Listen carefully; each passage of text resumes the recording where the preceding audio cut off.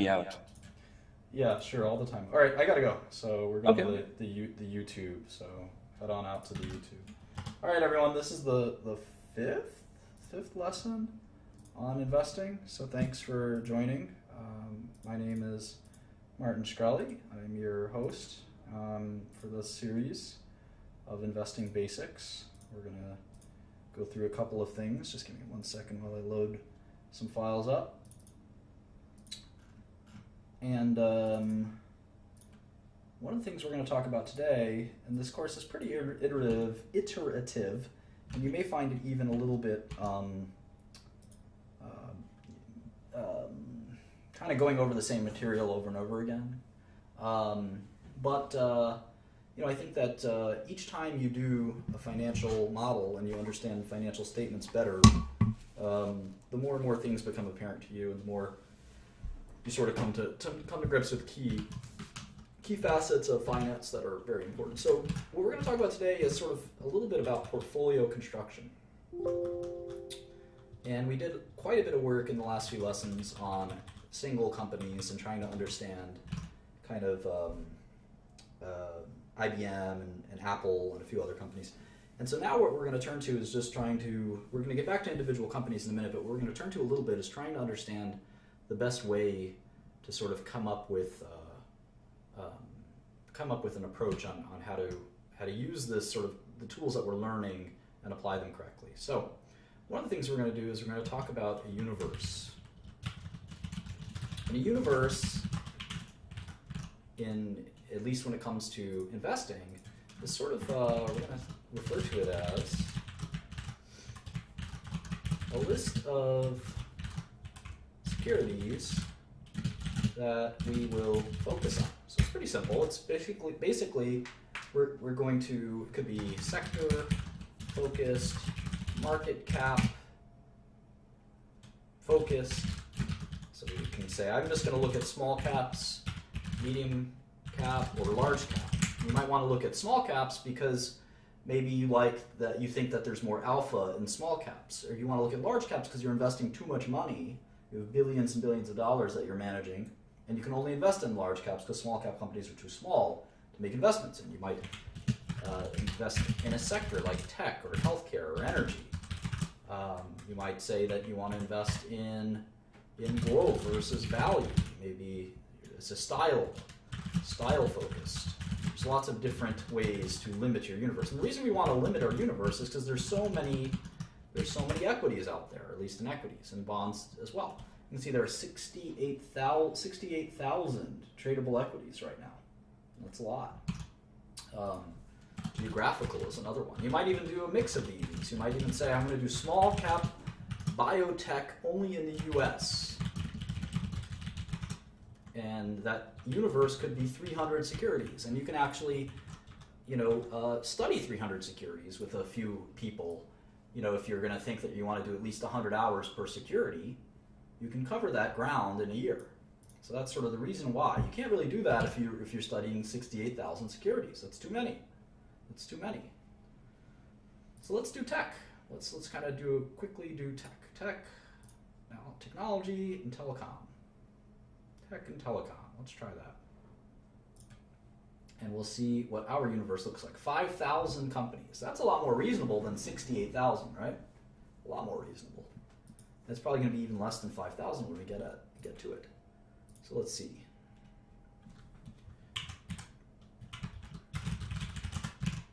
All right, here's tech. So Apple, Alphabet, which is Google, I guess, Microsoft, Facebook. Those are the 4 biggest tech companies.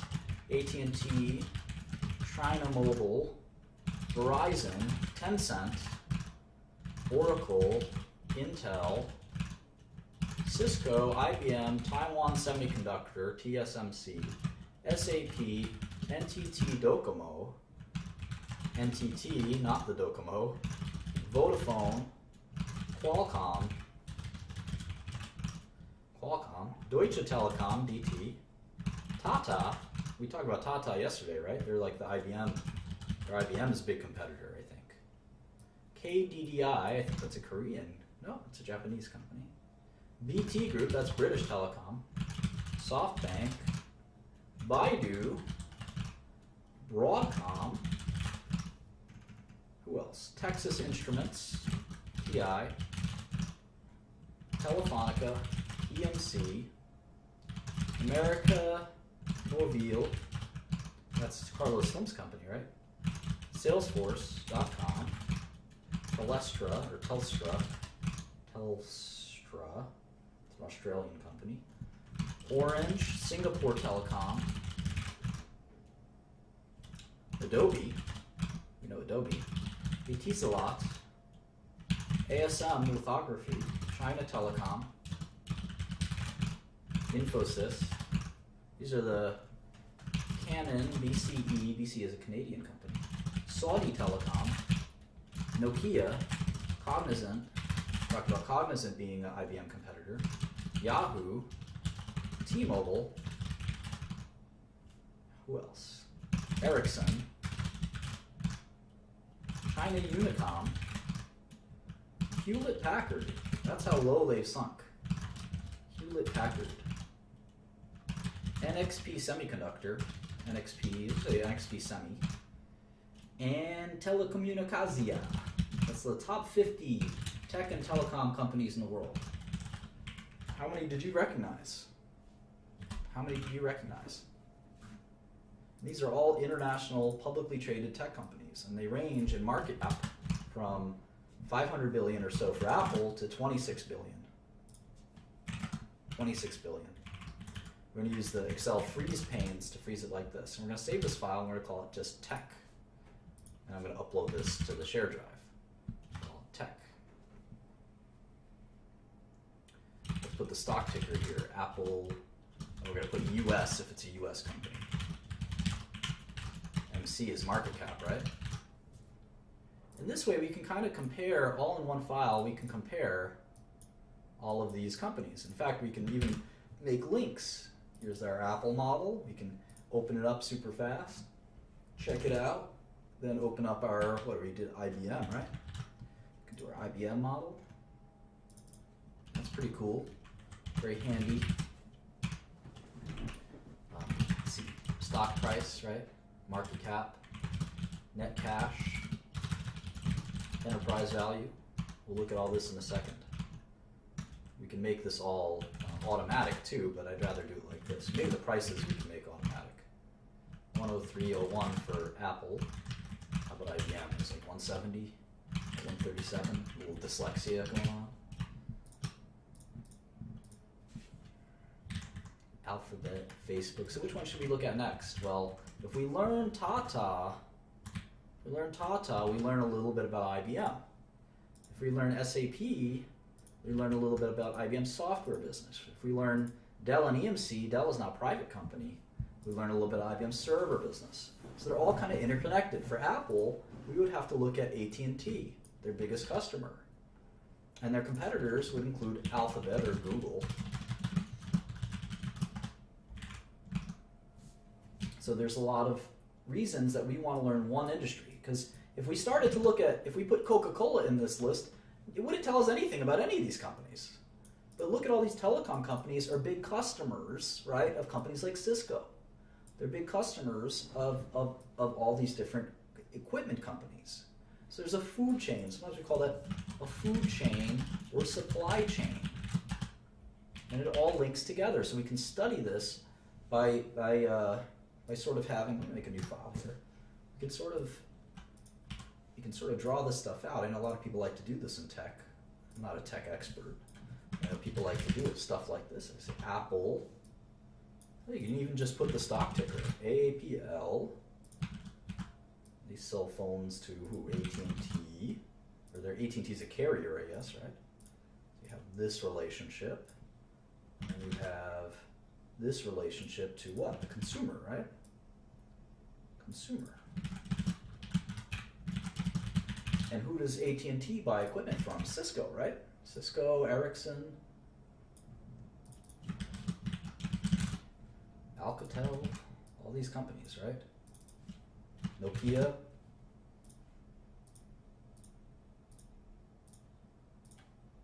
And so forth and so forth. And you want to understand how all this works. Does Apple buy Intel chips, or do they make their own chips? I don't even know. We'll have to learn all of this stuff.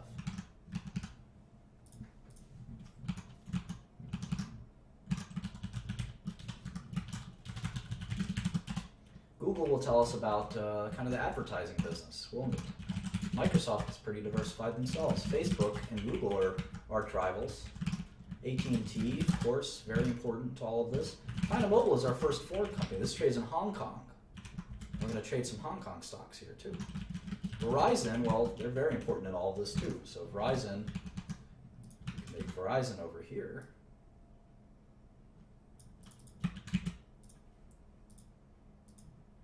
We can make this as detailed as we want, or not as detailed as we want. Right, we make it over here. And all of these guys, by the time you're done, this thing will be indecipherable, basically, right? Let's see, this is not accurate. This is kind of goes here. So these guys are competitors, Verizon and AT&T. And they also go back to the consumer. Now, Verizon also does triple play, right? I don't think AT&T, maybe AT&T does have triple play, but I'm not sure. Verizon is a cable company too. So we'll keep doing that and getting that squared away. Tencent also doesn't trade in the U.S. It's a Hong Kong company as well, 700. The tickers in Hong Kong are numbers. You can see that. Oracle and SAP are arch rivals. Here's SAP. Intel, of course, has very little rivals at this point. Cisco, Taiwan Semiconductor, trades in Taiwan. SAP technically trades in Germany, but also trades in the US, and so forth and so forth. So Tata trades in India. So we're going to want to look at all of these companies. We're going to want to look at all of these companies because they're all interrelated. Now, obviously, some of them aren't interrelated, right? Facebook is thinking about making a phone, I've heard, but they're really, at the end of the day, just a kind of a social networking company. You see the relative market caps are very interesting to kind of see how they stack up. Verizon might be a fun one to look at, I'd say.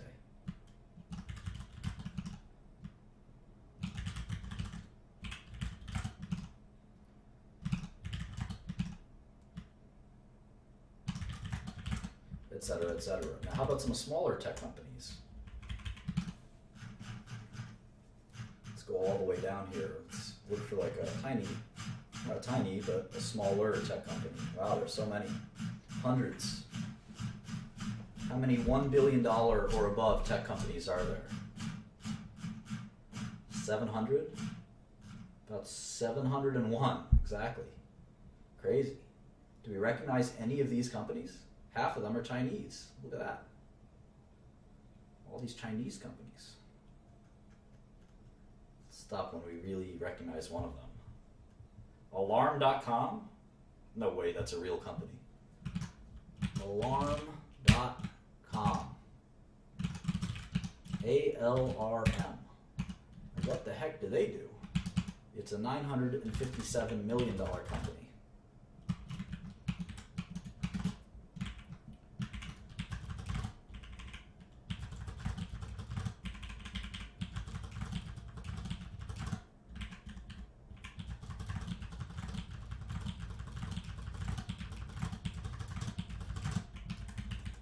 Alarm.com.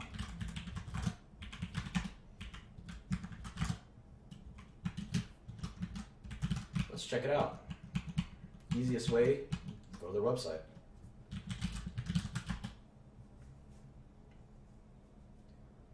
Protect what matters most. Cutting edge security you can rely on. Okay. Sort of sounds like a 24/7 emergency response alarm company. Basically do all kinds of monitoring and alarm devices, and they use maybe use your iPhone or something. They have a thermostat for video monitoring. It's like an all-inclusive kind of company. All right, well, why don't we make a model? Why don't we look at alarm.com? Never heard of these guys.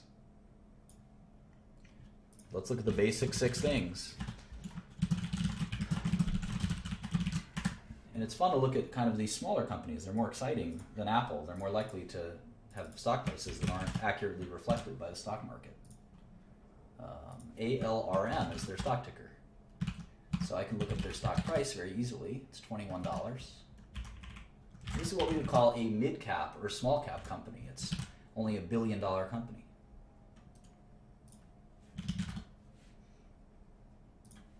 Go to my SEC search box. CEO's 3 alarm. Funny. All right, 10K. They're in Virginia, and they have 45 million shares outstanding. 45.582 million shares outstanding as of Q4 2015, at the end of Q4 2015. So that makes it roughly $1 billion company. This is much more reasonable, a $950 million company. It would take you $96 million roughly to buy 10% of the company. It's affordable. There's the 10K. All right. First page of the 10K, we are a leading platform solution for the connected home. Through our cloud-based services, we make connected home technology broadly accessible to millions of home and business owners. Software as a service, we're going to see this a lot in technology, SaaS or SaaS, software as a service. Blah, blah, blah, blah, blah. All right, I don't want to read this yet. I want to do the top 6 that I look at. Stock price, shares outstanding, market cap. How about cash? You guys have any cash? First thing I care about. Show me the money.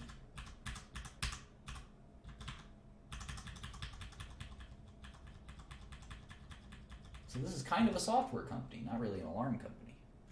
Let's see, cash, 128 million. All right. Young Metro has more cash than that. Accounts receivable, inventory, OCA, TCA, PP&E, intangibles, goodwill. Okay, that's it, 128 million in cash. How about some debt? 6.7 million I spy.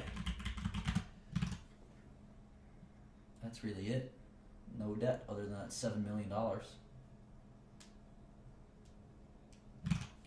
So an $800 million enterprise value. This company on a cash and debt-free basis is worth about $800 million. I wonder if they make money. Just take a quick glance at that. Oh yeah, sure. 200 million in revenue.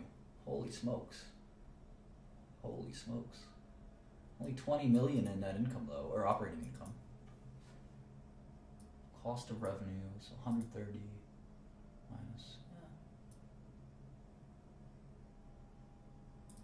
yeah. All right, cool. Let's make the model.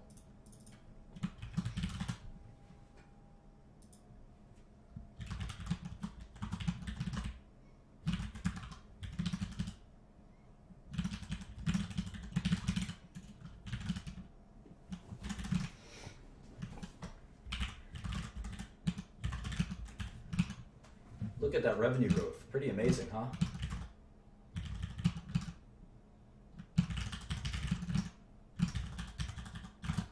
Fast revenue growth.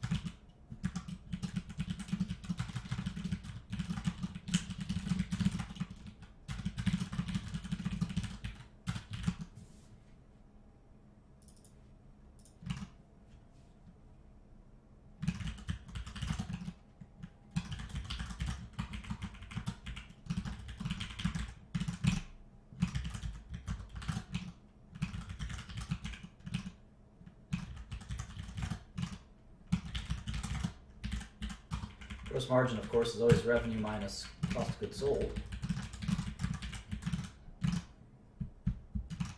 Cool. Sales and marketing, general administration, R&D. So sales and marketing is just ads, right? Basically just ads. 21 million.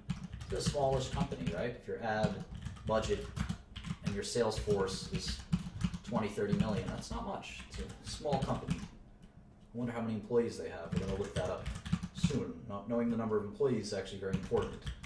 General administrative, this is your legal fees, your auditor fees, all that stuff. It's also pretty modest sized company. I've run companies with more general administrative expense than this, 30 million a year. That's a pretty small company. How about R&D? Well, looks like they're doing a lot of R&D. We'll talk about how to analyze that in a second.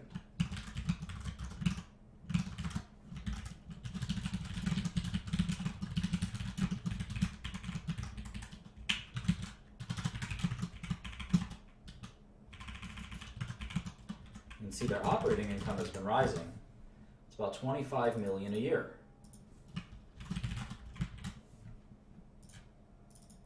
So if it's an $800 million company, it'll take you about 33 years to make your money back. It's enterprise value to the earnings. Let's go back to our list here. So let's see, the market cap, let's see, what's the stock price? It's $21. The market cap is the stock price multiplied by the shares outstanding, which in this case is 46 million or so.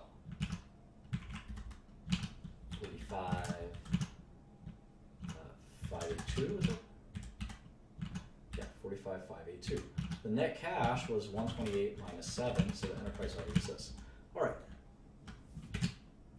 So now, if we do 2016 earnings, maybe, yeah, 2016 earnings, we're expecting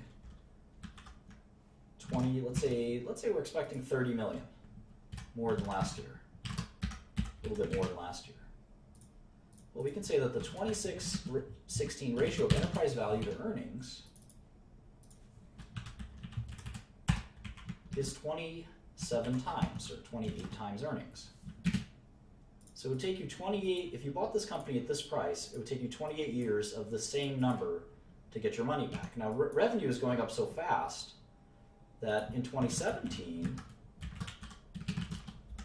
maybe in 2017, we'll make $35 million. So what's the multiple if you focus on that? It's only 24 times earnings. Well, let's look at it for Facebook, and let's look at it for Apple. How much net cash does Apple have? And let's look at it for IBM, I should say, not Facebook. All right, well, Apple has 5545 shares outstanding. 5545. And the net cash is 152,776. So their enterprise value is 418. And we could just take what Wall Street is saying for 2016 and 2017. You can do this in Yahoo Finance too. They have this on Yahoo Finance. You do it like this.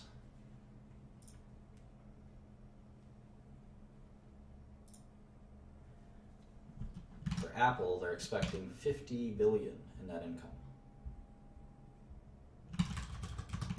for 2016 and 53 billion for 2017. So for Apple, it would only take how many years to get your money back? 8. So why would you pay 24 times 1 year of earnings when you can buy Apple for 8 times 1 year of earnings? How about IBM?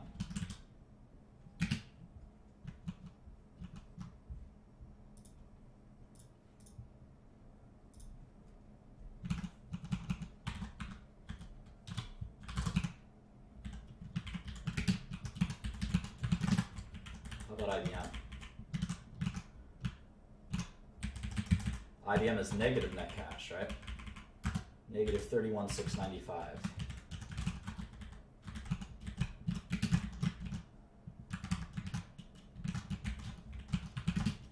And what does Wall Street think IBM will earn in 2016 and 2017?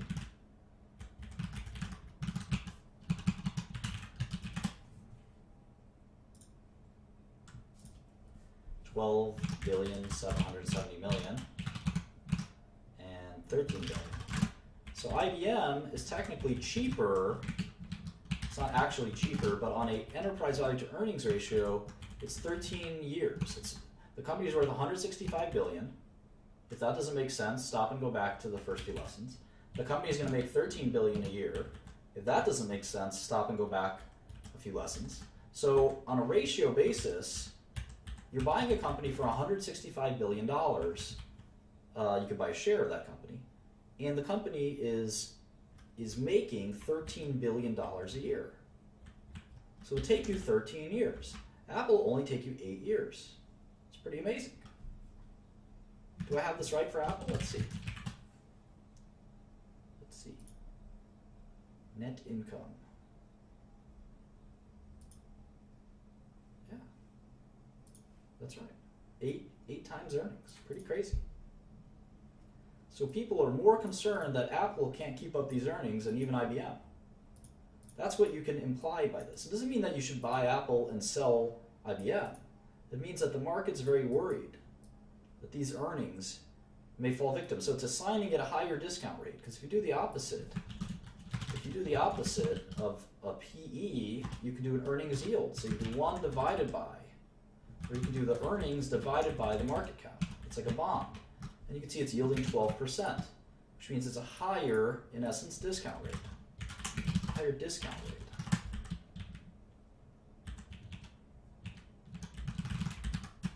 IBM comparatively is yielding 8%. So people think the risk of Apple is much higher than the risk of IBM. Does that make sense? What about Alarm.com? It's yielding 4%. It means people are really expecting Alarm.com to grow quite a bit. That's the way I interpret that.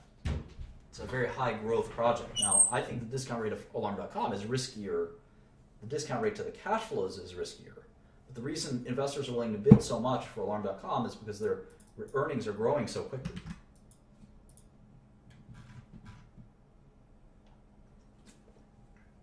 So we have a lot to think about and discuss, but we're trying to slowly get a sense for all of this stuff. So let's keep going with Alarm.com.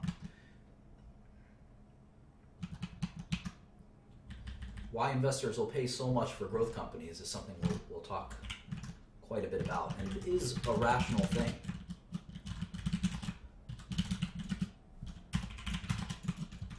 It is a rational behavior. A lot of value investors don't think it's rational, but it's not necessarily wise. There's a lot of bad value investors, just like there are a lot of bad growth investors. And I'm the best, man. I'm just kidding.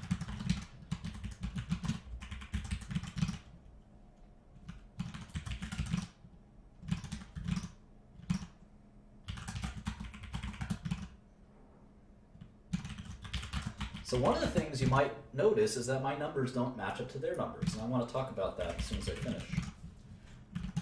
And this is how you pick up lots of little things along the way. This is not a class like any other in that we can give you a definitive lesson plan. You kind of have to learn by doing, and by doing we're explaining. And each successive company we do, we've sort of mastered an elementary part of the last time. We're added a new advanced part. Like we might actually do the cash flow statement this time. So I have the following three numbers for net income. I have this company, Alarm.com. They made $8 million in 2013. They made $17 million in 2014 and $18 million in 2015. So I actually have to adjust these. So let's say they'll make 20 and 25. All right, but the 10K has different numbers. Let's close out IBM. The 10K says that they made 4, 13, and 12. 4, 13, and 12. And I have them making 8, 17, and 18. Why? Well, if you noticed, and you watched very carefully, I'd be very impressed if you picked it up, I did not include this line. Amortization and depreciation. Does anyone know why? Who's the smart person? Who's the smart person that knows why?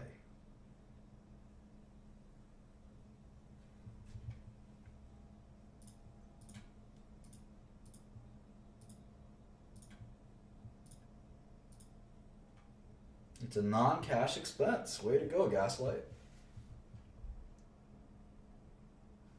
Way to go.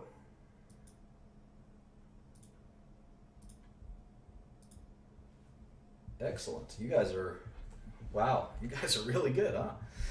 God damn, look at there's like 100 people know the answer. I'm so impressed. I got to be more advanced than this. Yeah, it's a non-cash expense. Now, it does mean something. It does mean something. But for my purposes, I'm going to exclude it. So I want to know what the real operating, I want to really understand the operating success of this company. You guys are really good. I'm proud. I don't know if I taught you that or you already know it. Either way. And keep in mind, we're doing this model in millions. You should always do your model in millions. Everything I do is in millions. Even when I go to the grocery store, I buy it in thousands of millions. I'm just kidding, of course. All right, so let's look at some more numbers, shall we?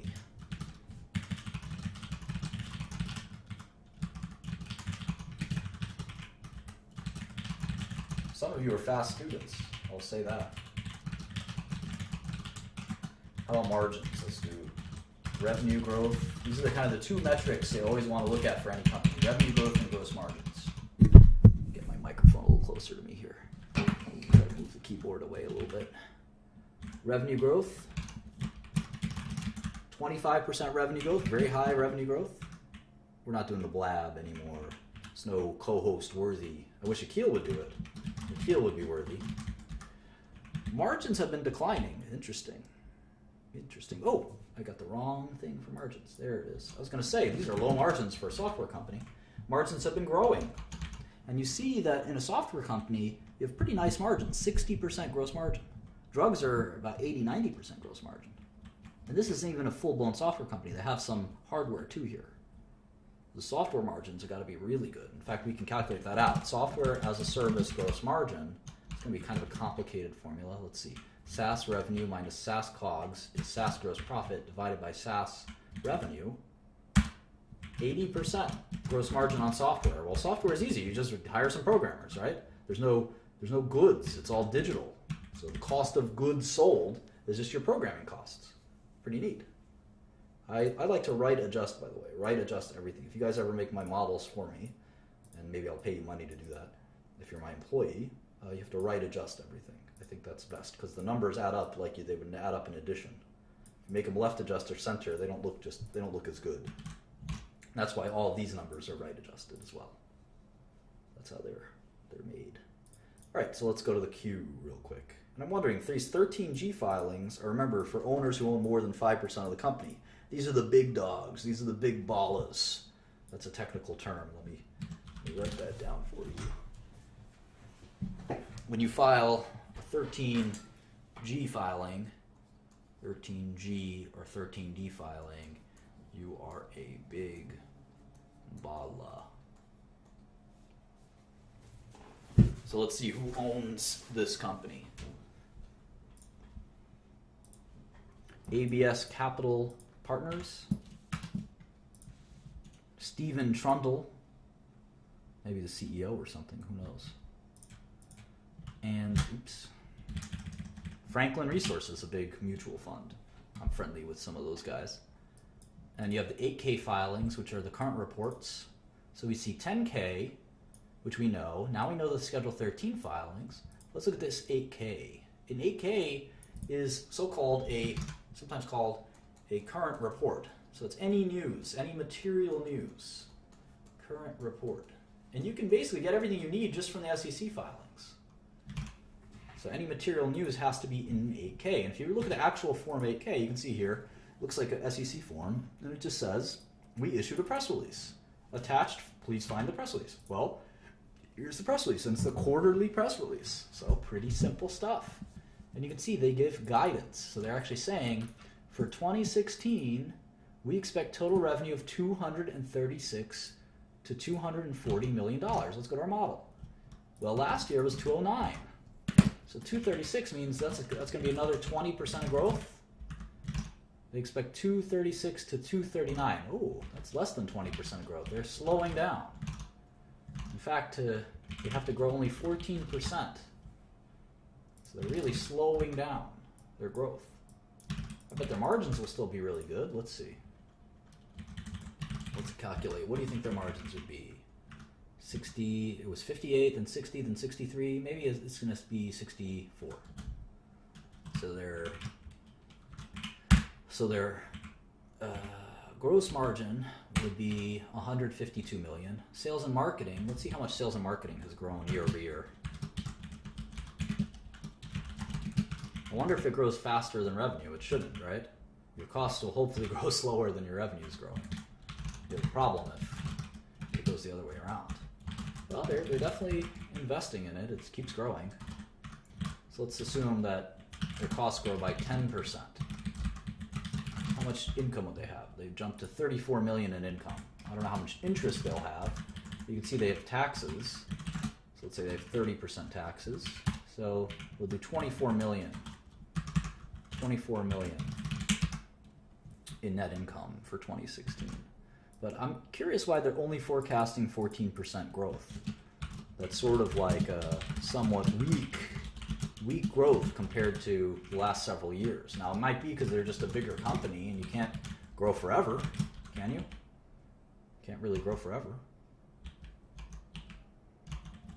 They probably don't need much in G&A, right? They should probably not grow that much, or R&D. Spending quite a bit on R&D. So maybe they'll make 28% year over year. And if you look at net income year over year, it's kind of interesting. If you have 14% growth in net income, how much growth should you have in 14% growth in revenue, how much growth should you have in net income?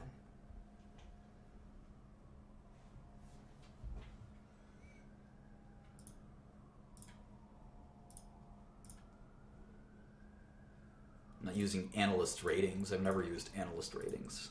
Buy, sell, never.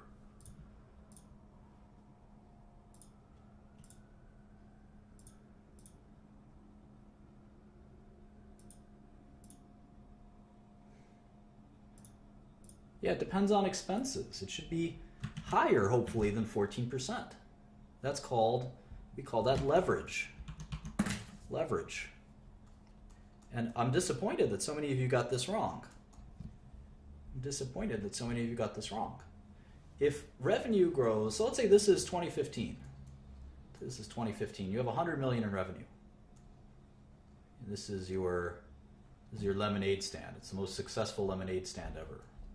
I used to give more kind of provocative examples, but I think because these lessons are being recorded, I'm going to keep it very tame. This is a lemonade stand, and you sell the best lemonade possible, and you have 100 million in revenue, and you have 50 million in costs, sugar, lemons, I don't know, ads. It's a very simple income statement. Very simple income statement. You have Phil Kobe's here. So you have 50 million in profit. Let's say your revenue grows by 10% for 2016. What's your revenue? It's 110 million, right? And let's say your costs only grow by 5%. That's what, 50, help me out here, 52.5 million? Right? So what's your profit? It's 57.5, right? Or it's more than that, it's 67.5. I need a calculator, hang on.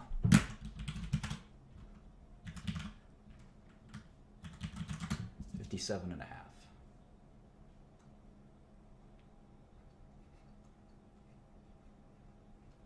So what is the percentage increase? It's more than 10%. We call that operating leverage. What if the costs grew the same amount?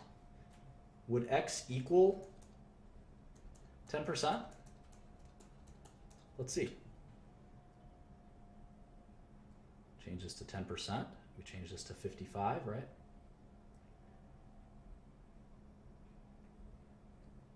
This becomes 55 million. And its X is 10%. So if revenue growth is greater than cost growth, Therefore, revenue growth will be greater, or net income growth will be greater than revenue growth. And that's what we hope. We hope that we can grow our revenue faster than we can grow our costs. If that makes sense. All right.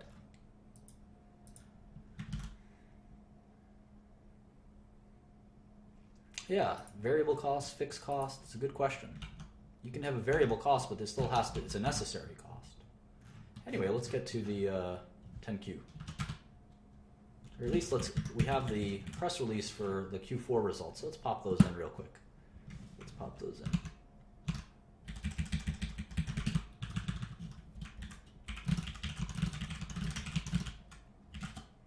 Where are we? Q4 15, right? Maybe we can do it like this.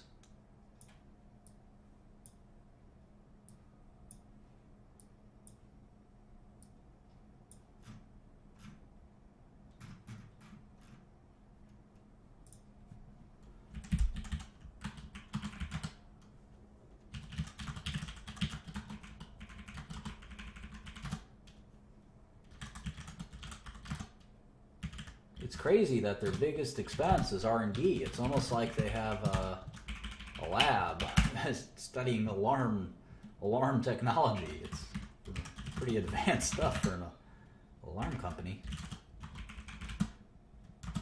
Now again, I'm excluding that amortization and depreciation. We're going to get back to that in a second when we go to the cash flow statement.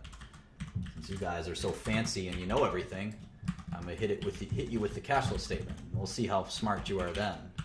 We'll have your brains turn to mush as you ponder cash flow statements.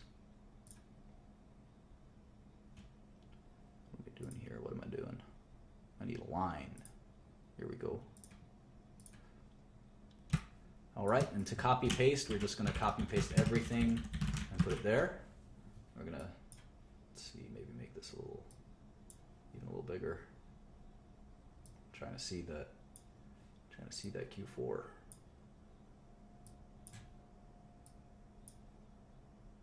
Of last year. There it is.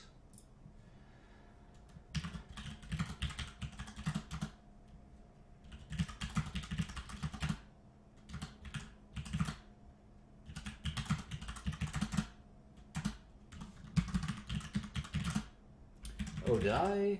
Oh, look, I made this in thousands. And I made this in millions. Uh-oh. SpaghettiOs. I gotta fix that. Let me change it around.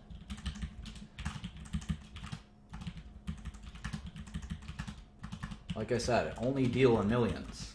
Apparently I dealt in thousands just there.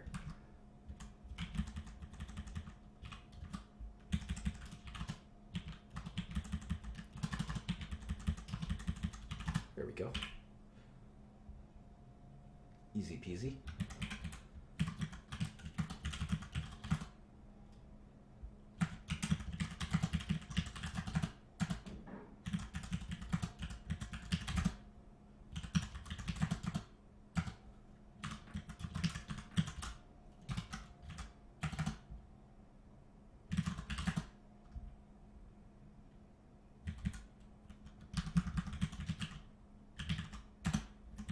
All right. I wonder how much revenue grew in Q4 year over year. 25%. So why would they tell us that 2016 is only going to grow 14%? Maybe they're being very conservative. Some companies like to do that. I always just like to tell investors the truth. This is how I feel. I might be off up, I might be off down, but that's how I feel. Look how fast their costs are growing. Costs are growing faster than their revenue. Crazy. Madmen here. Their R&D is exploding. And that's why their net income is not growing. They actually made, even though their revenue grew by 25%, their net income fell. Crazy. These guys are really investing in their business. They may be just overspending. Never know. That's why you have to judge management and see if they're making smart investments. All right, let's go to 10Q for Q3. We're pretty slow here. We gotta pick it up. And again, it's pretty good because you can just copy and paste these formulas.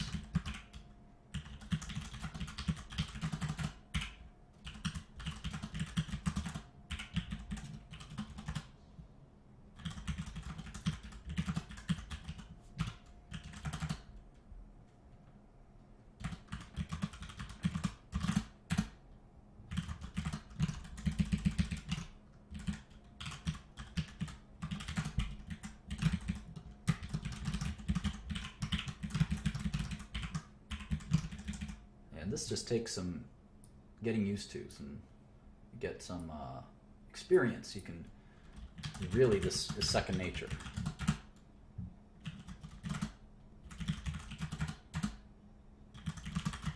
And that's why you have to practice. I mean, there's no two ways about it. You got to do hundreds of these, and then you really start to learn. You got a sixth sense about business, and this is all free. You can sit here and model companies all day long. All day long. That's what I do. All day long.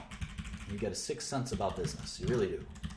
You just got to focus on one industry because you learn a lot by learning each of these companies. Like if we thought that there were too much R&D expenses here, we could go to alarm.com CEO and say, you know what? I look at every other software as a service company, and they don't spend as much on R&D. You guys are wasting money. But you can't do that if you're covering beverage stocks and software stocks. You don't have any credibility. And it's important to have some credibility. At least that's my strategy. There's other people that like being diverse in sectors, and they call themselves generalist investors. I don't quite trust that. And you know what happens when Young Metro doesn't trust you. This company just went public. I can tell because they only had 3 million shares outstanding, and that jumped to 20 to 50 million shares. That usually happens just before you go public with an IPO. If Young Metro don't trust you.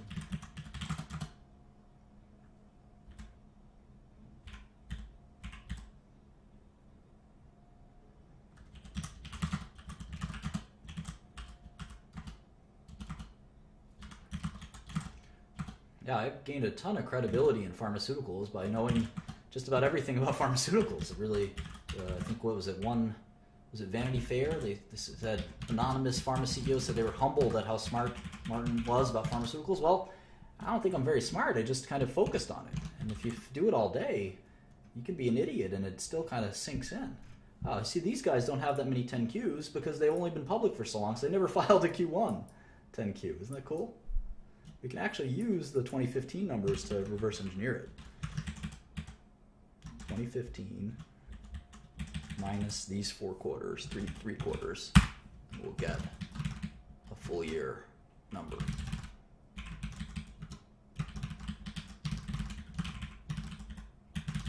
So it's not that hard. You just have to be really excited about what you're doing. You can imagine that this isn't very exciting to some of you, and that's fine. You weren't made to do finance. You can do something else. There's no pressure.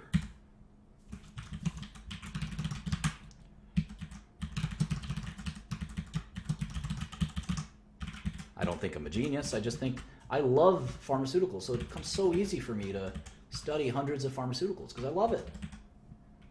If I didn't love it, I wouldn't do it. I would hate sitting here and doing this all day. I love investing too.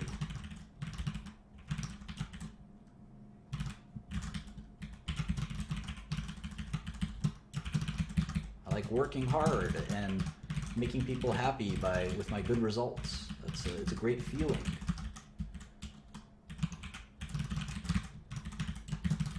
All right.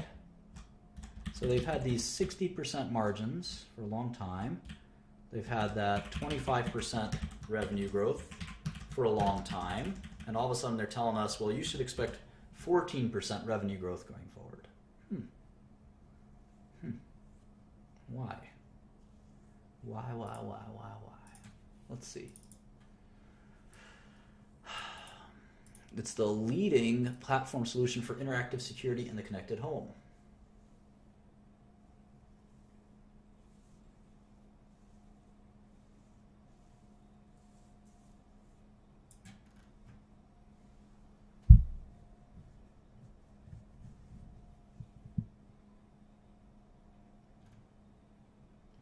even gave us guidance for Q1. They said 39.4 million for Q1. 39.4 million for Q1, which is pretty similar to last quarter. That's why their revenue growth is slowing down. They know well, that's still 25% growth. So how the heck are they going to slow down that much? Just seems to me that they're being too conservative. They're being too conservative with their numbers. And I don't personally like it when companies do that. I think they should just be honest.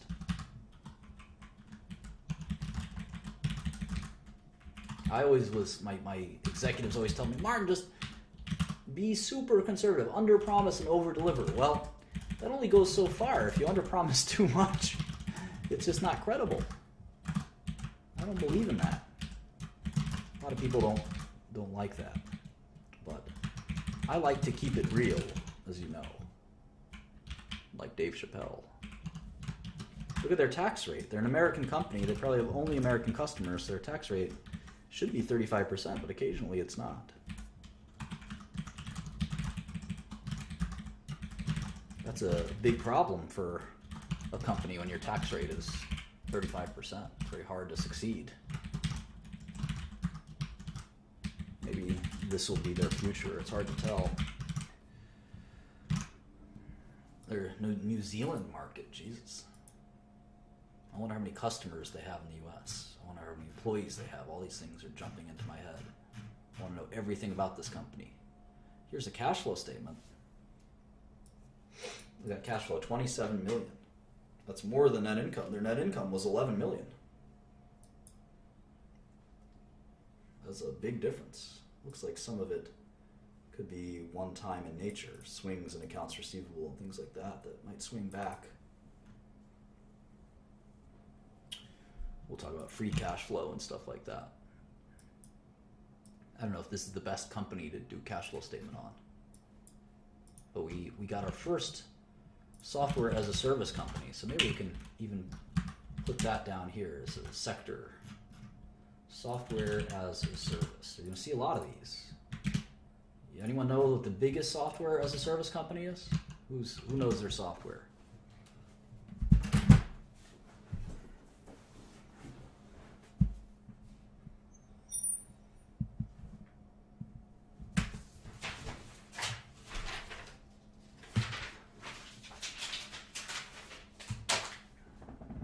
It's not Amazon or Oracle. Q1, Q2, it's quarter one, quarter two. It's Salesforce.com is the way I would think of it. Definitely Salesforce.com. I mean, pure play company. Software as a service, I would say. Salesforce.com. When I think of software as a service, I think of a company that is charging you a recurring fee, recurring monthly fee, something like that. That's software as a service to me. Salesforce.com. Yeah, maybe Oracle, but Oracle is more of an enterprise. In fact, let's write that down. Oracle Enterprise Software. And Salesforce is kind of like hybrid enterprise software as a service. This is IBM, I'm writing consulting. Consulting off outsourcing. That's what IBM is. Pretend that they're the cognitive computing bullshit, but it's all they are is a consulting and outsourcing company. How about Apple? Consumer electronics, right? Consumer electronics. What's AT&T? Telecom? Maybe we just call it carrier, or just telecom. Verizon's telecom, China Mobile's telecom, and maybe we just take telecom out and we move it to the bottom. We say, I don't want to look at telecom. I hate telecom. Put telecom down here. Maybe you don't hate telecom. Maybe you just want to look at it separately. Apple's gross margin is about 40%, I thought.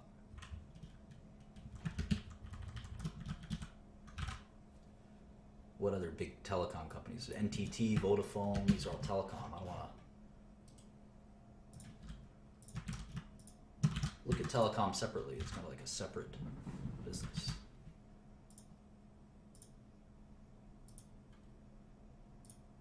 Telefonica, VT, DT.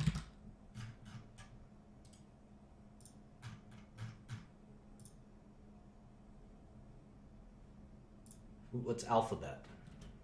What would you say Google does? What would you say Google does? Search engine?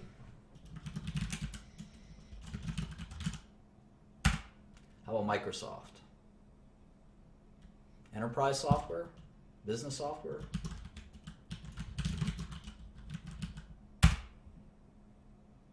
Facebook? Search engine? Or social? Cloud computing? Web advertising? How about Tencent? I don't know Tencent that well.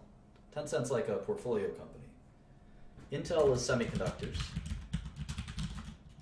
Cisco's networking equipment.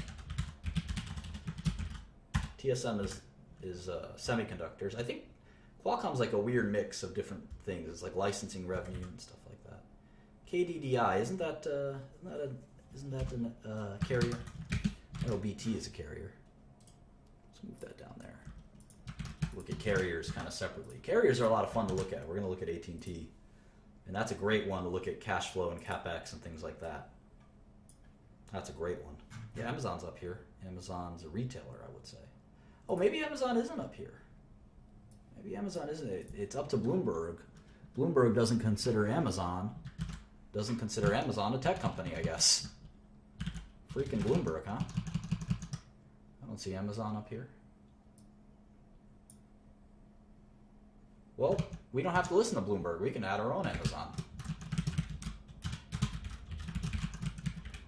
Who asked that? Cameron? Cameron Nauer? I know you, Cameron. You're a smart cookie. You're a smart cookie. What do they call Amazon? E-commerce discretionary. And it would be the fifth biggest. It would be the fifth biggest. I'll just call that retail. E-retailer, e-commerce.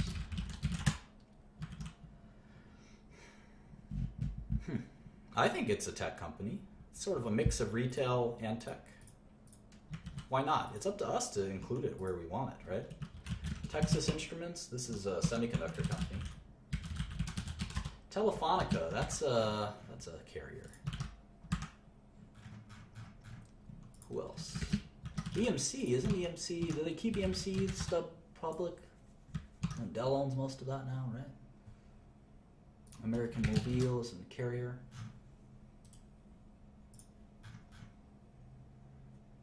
Adobe, there's a software company.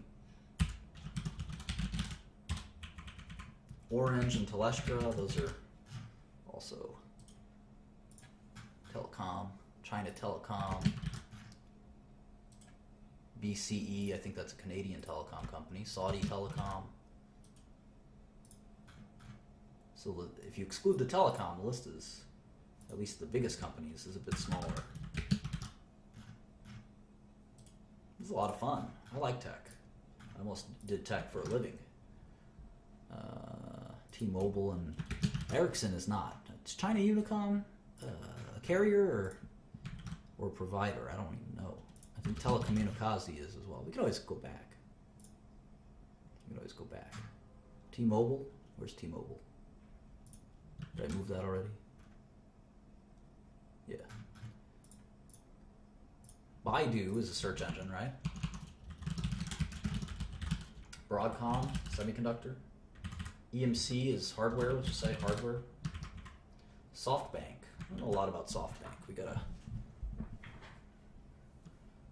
We want to, like, the same way we want to segment tech, we kind of want to segment tech and not just do tech and not do healthcare or not do consumer or not do energy.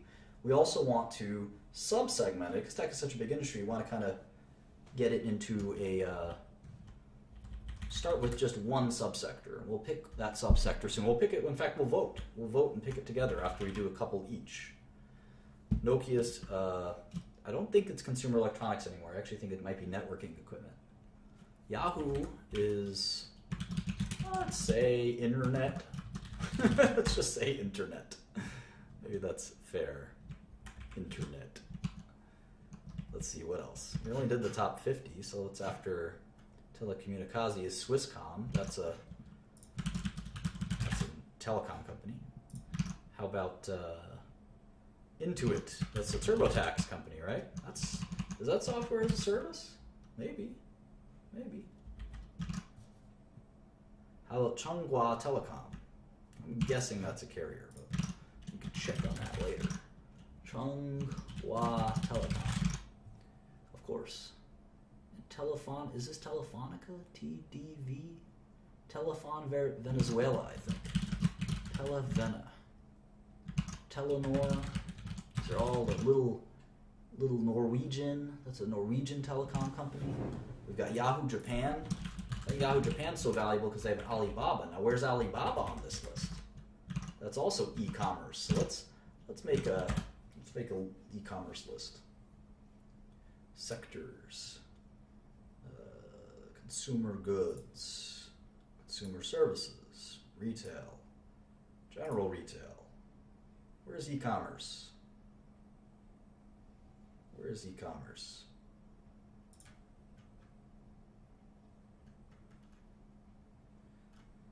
Tech,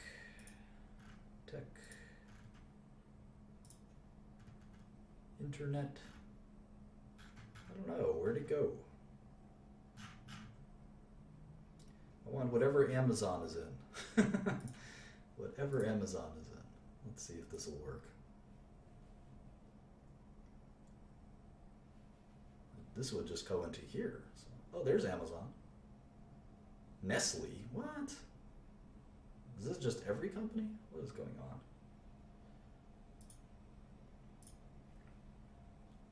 Sector. Oh, I put consumer. Did I put all this stuff? I just want internet.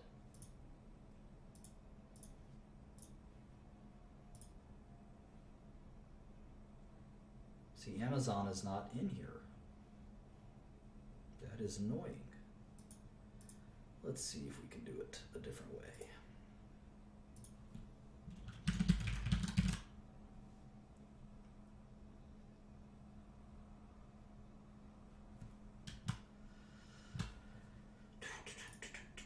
There's different classifications, so let's try this one.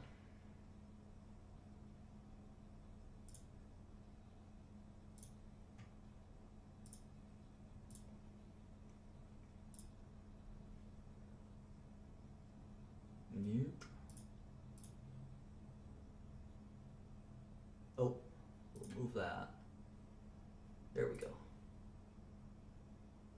Amazon and Alibaba and JD.com and eBay. Right, so we got Amazon, which we already put down. Alibaba is 178 billion. Alibaba, which is Baba,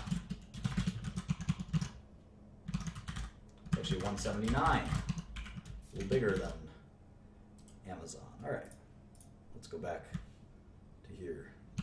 Well, no, we're doing this in market cap order, so we're going in order of the biggest companies. So some of the companies you're mentioning are too small. Applied Materials is semiconductor equipment company. I'm just going to write semiconductor. Semiconductors. ASM is semiconductors. Right, what about Corning? It's kind of a complicated company.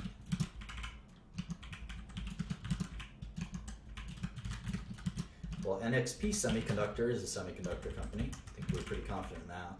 What does Hewlett Packard even do anymore? We'll call that hardware? Poor Hewlett Packard, huh?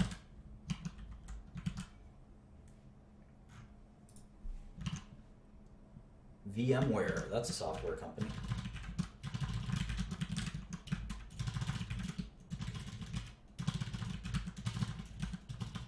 Oops, we got fat fingers today. Is that software as a service? I don't know. Enterprise software, security software? Telia Sonera, that's and Telecom Italia, those are both carriers, I think. These foreign carriers are very interesting stocks, I must say. ARM Holdings, I think that's a semiconductor company. Yeah, I know it's virtualization software. Fujifilm.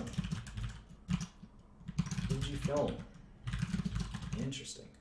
Wipro, that's another consulting company.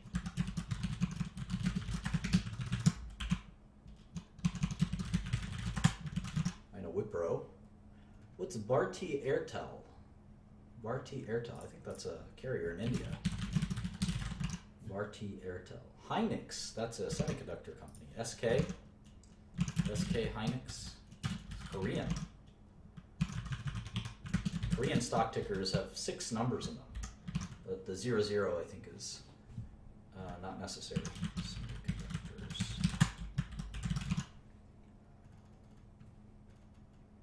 Dassault, HP Inc. I thought we had Hewlett Packard. Oh, they split it. It's HPE, Hewlett Packard Enterprises. I didn't know the split was done. And then there's Hewlett Packard. Huh. Dassault is a French, I think, software company. HP Inc. I don't know the difference. One of them must be hardware. Rogers Communications, that's a carrier. There you go, enterprise and consumer. Heady Holding, I don't know what that is. Heady Holding, Chinese company. NetEase, I think, is software. Level 3 Communications, it's not a carrier, Level 3? Pretty sure it is. What else? It's a lot of fun to me. HCL Tech. I don't know HCL Tech. I think it might be a consulting company. Indian. Cerner, I know what Cerner is. That's a healthcare company. NVIDIA, that's a software company. I'm their biggest customer. Semiconductors.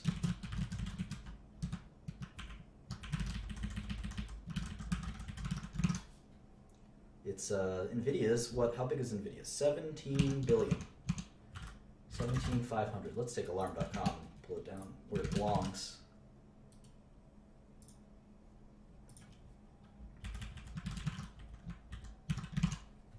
Who else? TELUS. That's and Telefónica Brazil. Those are both carriers. Okay.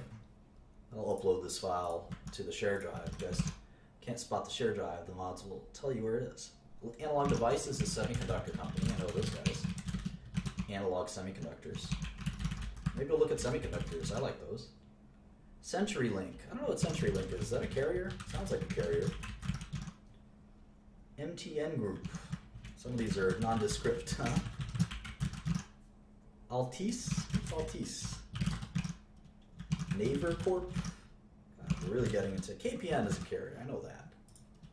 KPN as a carrier. We're just going in order here. Market cap order. Telefonica Deutsche.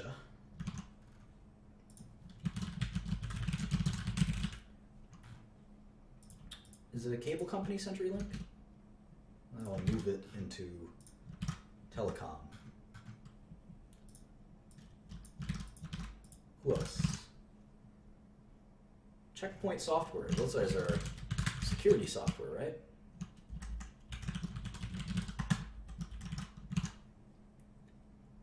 SanDisk. There we go. That's a hardware company.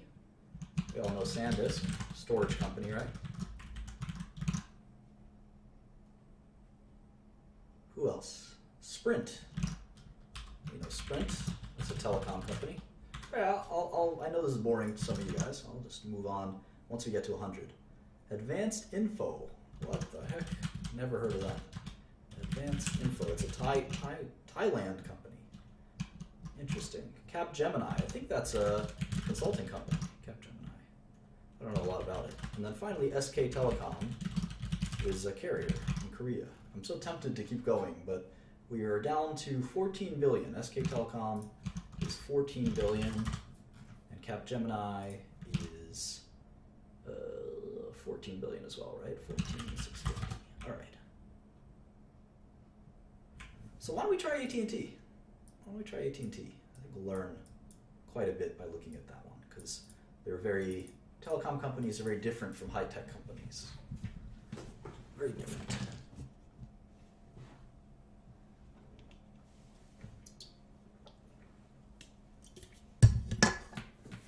All right, let's make a new model. Let me put this over here. Don't need the stylus. All right, let's close our alarm.com model. We'll get back to it someday, I'm sure. Let's make the link. Let's make that link. Here it is. Let's do AT&T real quick. What's the stock price of AT&T? It's $37.93. All right. We're going to look at the 6 things that we care about the most. And this time we're going to do a cash flow full model for AT&T. This is going to be at least an hour, so buckle up. And this is going to be a real roller coaster. I feel like I should drink a cup of coffee. Maybe I will. AT&T stock ticker is just T. It's kind of nice. And I always save my models as the stock tickers. Maybe I'll brew a coffee. Give me 5 minutes while I brew a coffee. I got to go ham on this one. You guys are in for a treat.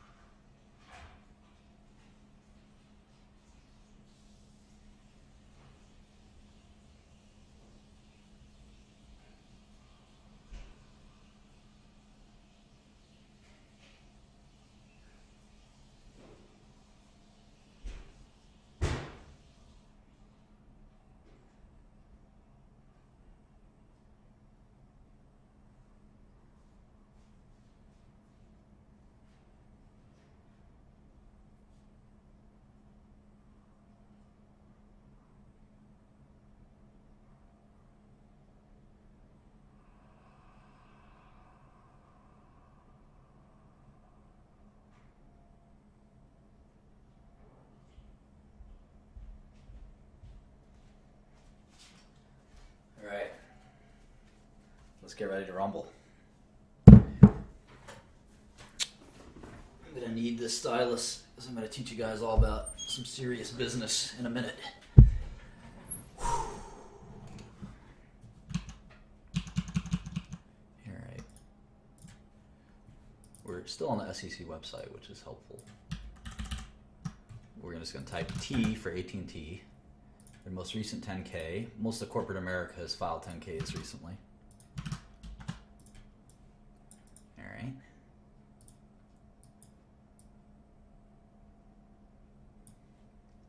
AT&T, headquartered in Dallas. Didn't know that. Dallas, Texas. 6.1 billion shares outstanding. 61.51.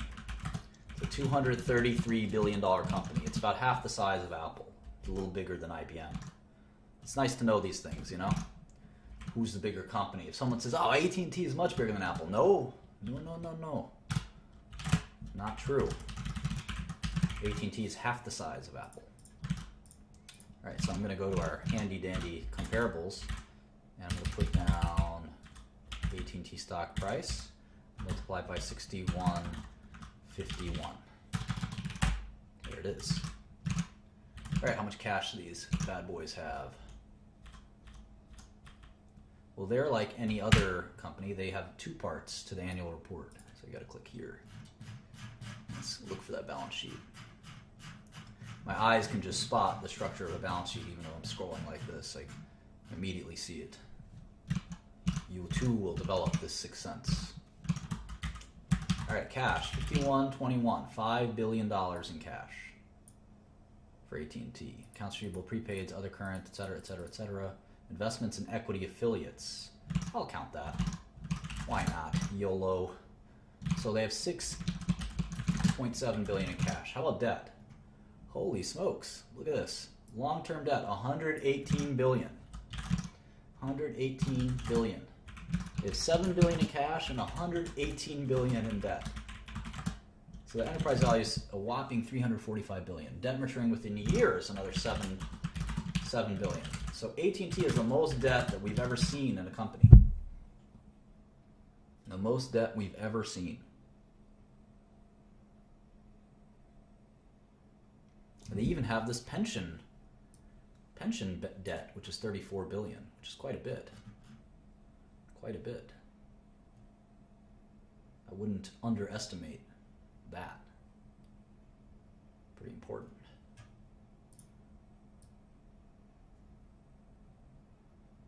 Might even include that in debt. So why do they have so much debt? Well, you're going to find this a lot in telecom. You're going to find this a lot in telecom. Telecom companies have such dependable income that they can kind of leverage. They can leverage with debt, but it can be tricky as well. We'll talk more and more about this. But no, it's not about size. Look at Apple. Apple has huge net cash. It's really more about kind of investment style, I guess. Yeah, the direct TV acquisition would certainly contribute to that. See, even IBM has modest leverage compared to AT&T. Half of AT&T is debt. 200 billion market cap, 120 in debt, 350 enterprise value. Crazy. Pretty crazy. All right.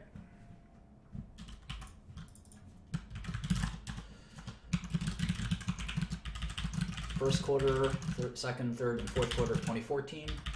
Same thing for 2015. The year is divided into 4 parts. We call them quarters, 3 months apiece. Unless someone is asking that very basic question.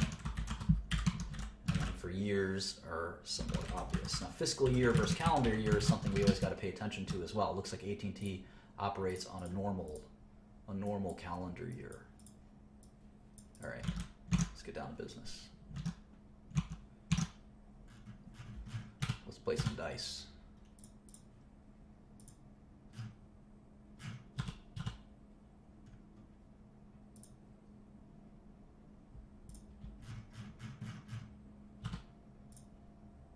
All right, here's I'm out of the 10Q. I went to the 10K. I'm into the 8K for the Q4 earnings release. If that makes any sense to you guys. Maybe I'll just try to move it over here. All right. So here's revenue, and they have 2 different kinds of revenue. You know, all these companies have different breakdowns. They have services, and then they have equipment. So service is something like having a cell phone with AT&T. Equipment, well, you can guess what that is. Although they can also tell us in the 10K, because it's not that obvious to me. So 42 billion in quarterly revenue. That's a lot. That's up there with the Facebooks and IBMs, huh? Sorry, someone's giving me a message. It seems very important. It's from my friend Joe. Oh, I don't think it's that important, actually.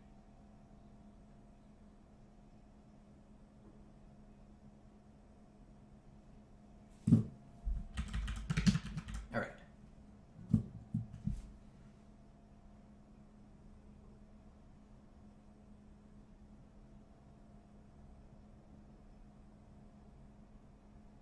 Sorry about that.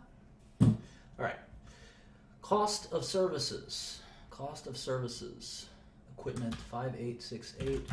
broadcast, programming and operations, 5645, other, 8178, SG&A, 8419, and I'm going to include depreciation and amortization.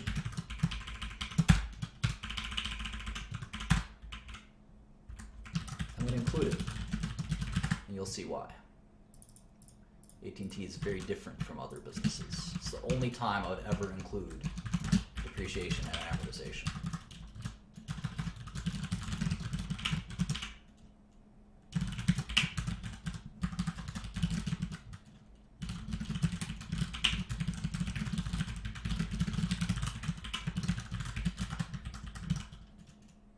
Interest expense. Look at how much interest expense they have. Or interest income. Negative 1143 plus 31 minus 113. And we should also do this loss net income attributable to non-controlling interest. What is that? What is that? This is $80 million that a non-controlling interest made. So it's not all AT&T's. So you have to take out that 80 million. So I'm going to add that to taxes.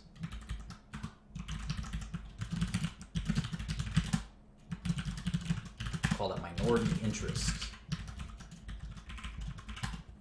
So it's $4 billion of net income in 1 quarter. So immediately I'm going to say, all right, so first I see that's it's about 10% margin.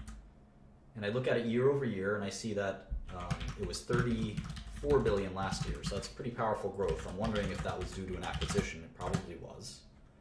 AT&T would normally grow that fast.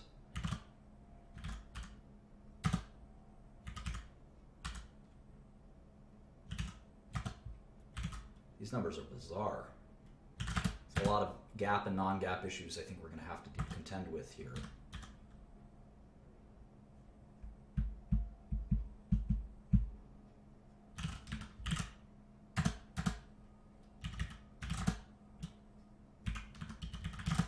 We'll talk about that in a minute.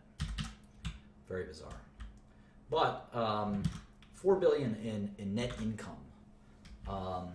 So that tells me if they're going to do 12 billion in a year, or 16 billion in a year, that's a 22 years to making your money back, if that makes sense. It's a crude measurement, but it's always interesting to sort of quickly get a sense for that. And we're going to slice and dice this a million ways, trust me. The first thing we're going to do is triple check this. It seems like there's some one-time cost or something funky going on in here. I don't think they had 15 billion in SG&A, for instance. I think there was probably some one-time cost. Abandonment of network assets, I'm not including that one-time cost. I'll tell you why I'm including depreciation. It's a really important part of AT&T's business. So they lost money last quarter, but I think it's probably due to accounting reasons. Other income. All right, so I want to make sure I got this right. Minus 143, equity in net income plus 31, other expense. Okay, so here it's minus 856, minus 13, plus 125. Okay. I'm pretty comfortable with this.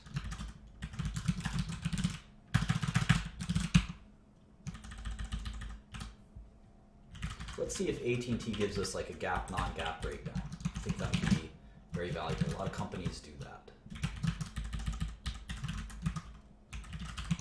You can see they have a lot more shares outstanding in 2015. They probably issued stock to do that acquisition.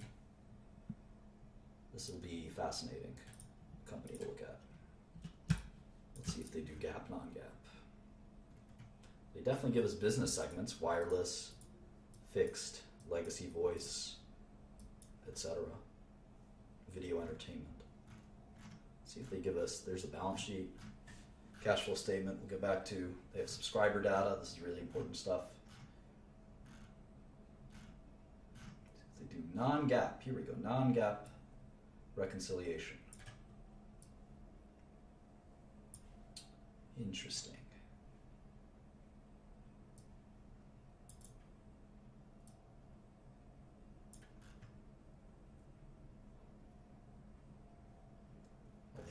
notes are going to be very detailed.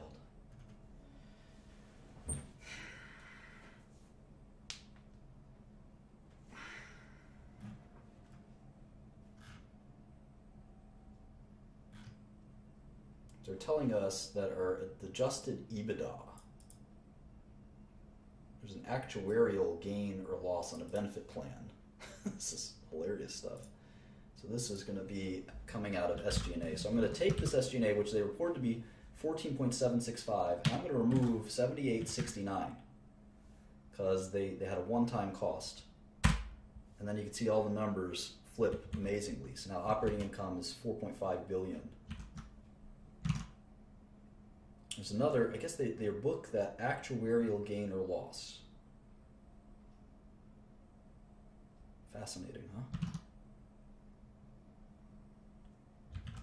So we can do an EBITDA line here, earnings before interest, depreciation, and amortization. We can do that by taking operating income and adding back D&A, depreciation and amortization.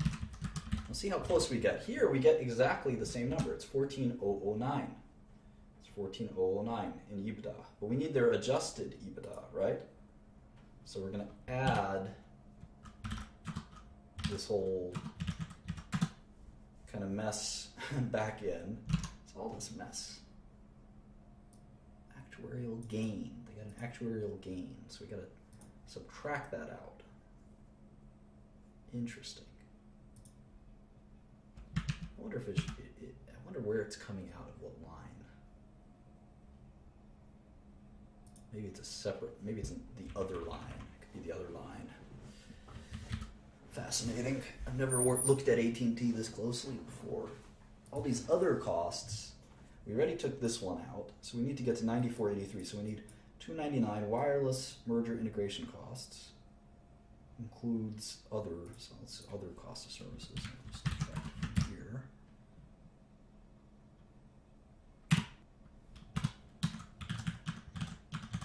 Alright, so we get 94.83 here, and we're trying to get 12,276 here. So I need to take 2 billion from somewhere, and add 2 billion somewhere. Maybe we'll add it here. It seems like it makes sense.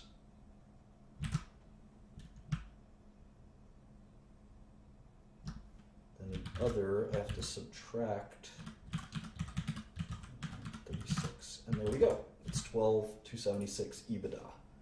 This is such complicated accounting. Now, operating income, they're saying it should be 7 billion versus 5 billion.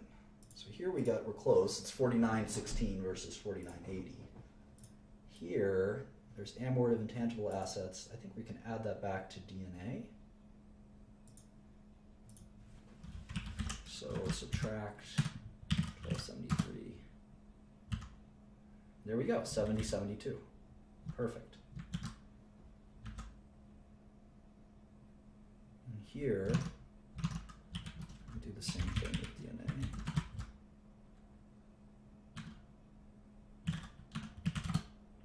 And it's pretty close.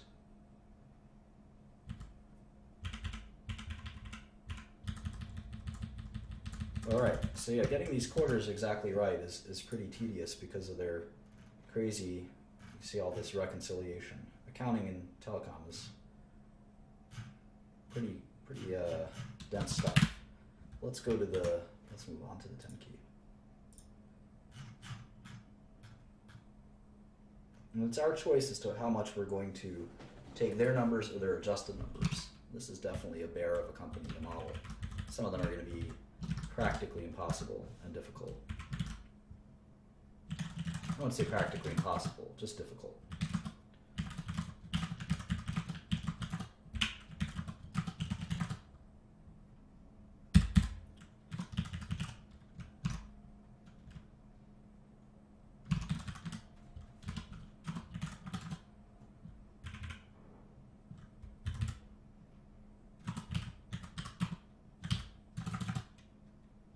It's easy if we don't do any of the reconciliations. It's how fast we did it. So let me just not non-GAAP. I'll just write up here kind of what we've done. I'll just do the GAAP real quick. I'll go back to do non-GAAP.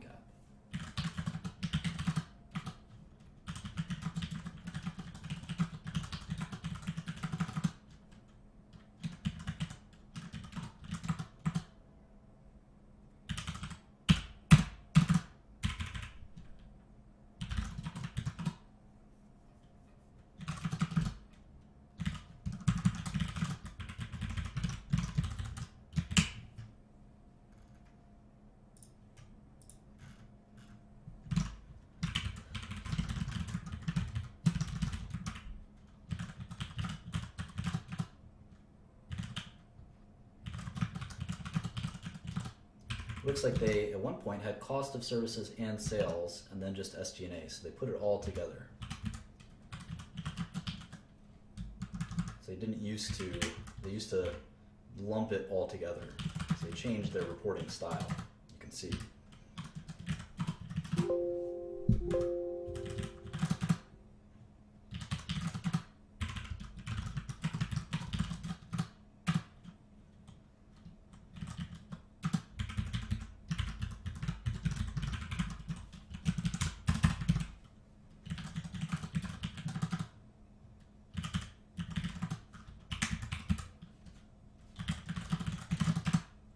More granular, that's a term you should be familiar with. Granular, more detail. Can you be more granular? A very common question in business. I do have an Instagram account. It's Martin Shkreli 15. I have one photo, which is my last home cooked meal. So it's probably an imposter.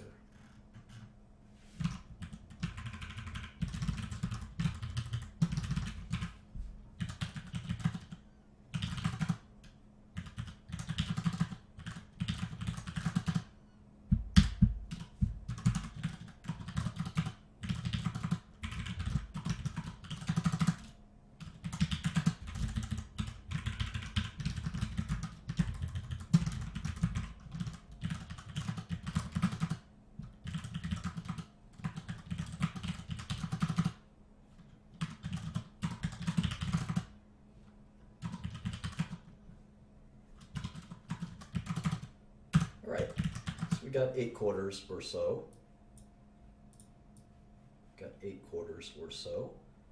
And we can start doing some summations.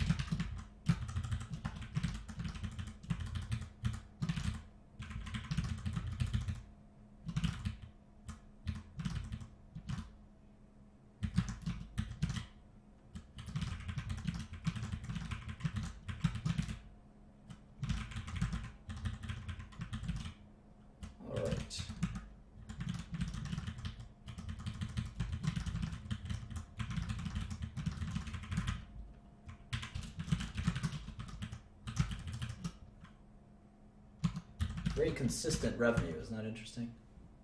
Prior to their merger, every quarter, 29 billion, 29 billion, 29 billion, 29 billion, 29 billion, 29 billion, and then it jumped up due to the acquisition. But you can expect consistency from a telecom company because the customers are the same customers every quarter, basically.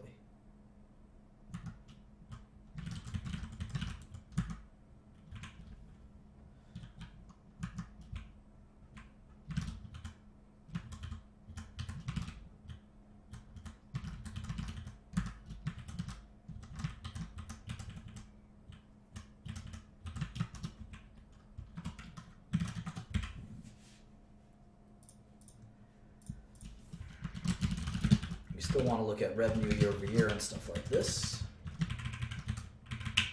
even though it's remarkably consistent. There's that 0% growth until the acquisition hit.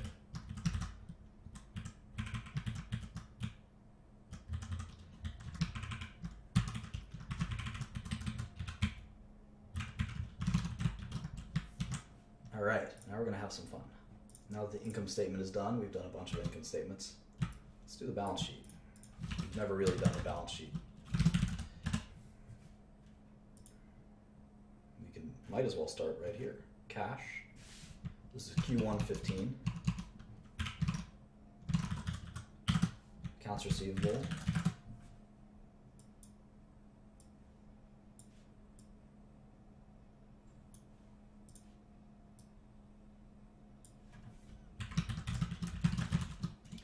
prepaids, deferred taxes, other current assets, PP&E, intangibles, and let's say intangibles, licenses, investments, other, and total assets. Those will be our columns.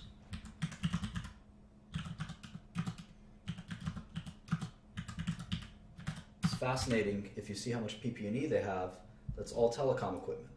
It's $113 billion. That includes stuff like satellites that they run their networks on. Keep that in mind. It's going to be really important to think about the dramatic amount of PP&E they have. Very important.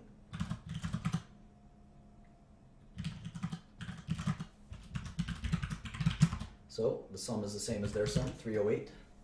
Debt, 8181 plus 88272. So we like to make that our own thing called net cash, right? It's our version, our blend of cash minus their blend of debt.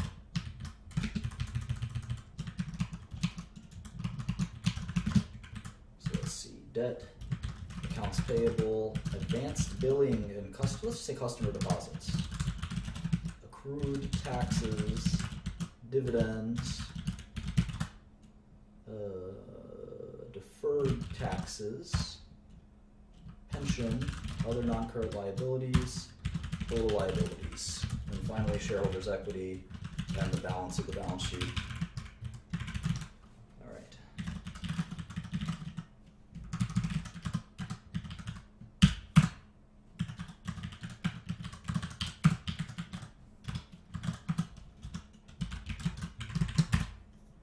Okay, so 220 billion in liabilities, 87,104 in shareholders' equity. The two balance out to 308 billion. Now we're going to do the cash flow statement.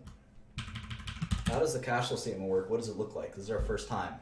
This is our first time for everything. So this is our first time looking at the cash flow statement. Make sure my date doesn't get angry.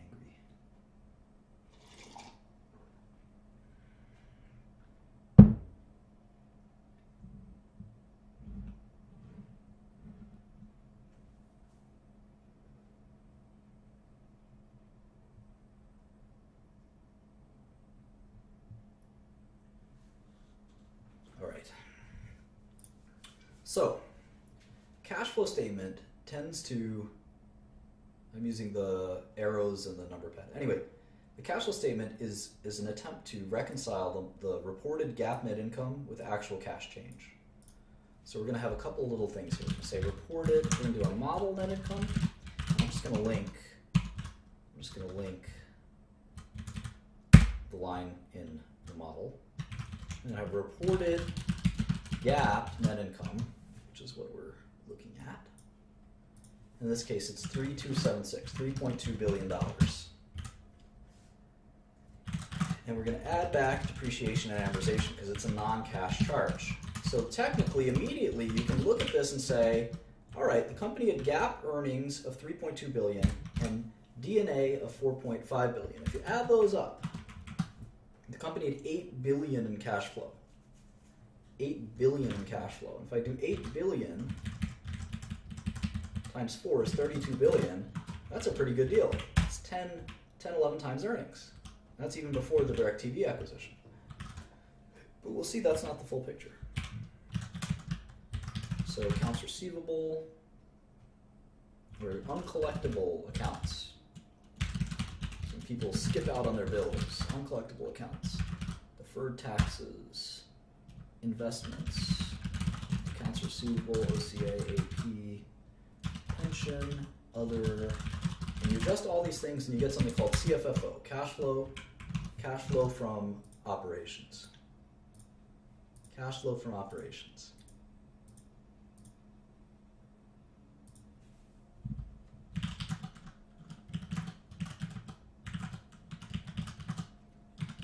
And why do we make all these adjustments for other things? It's interesting. It's an interesting story.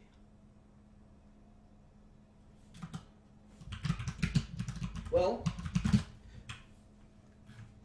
here's a puzzle for you. see who's really paying attention and who really understands this stuff. And go back to our lemonade stand.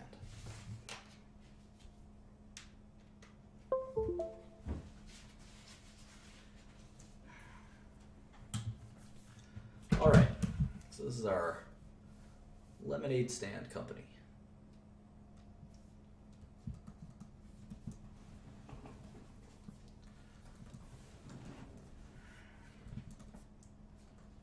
And it's based in Brooklyn, New York, my hometown. Q1, let's see, Q4 15, most recent quarter.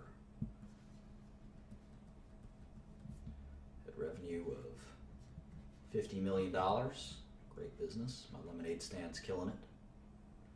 I also sell chocolate for my basketball team.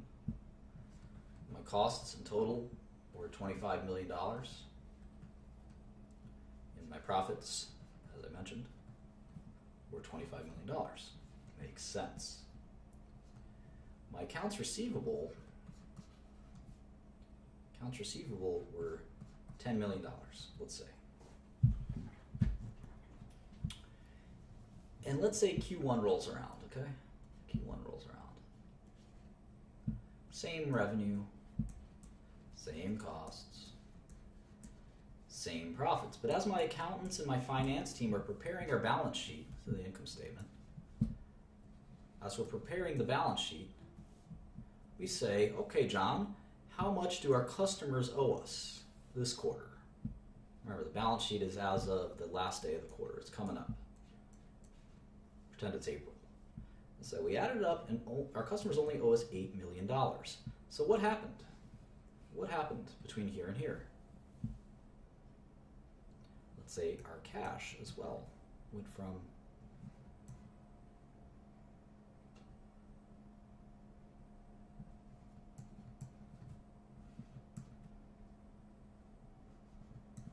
Can you tell me kind of what happened here?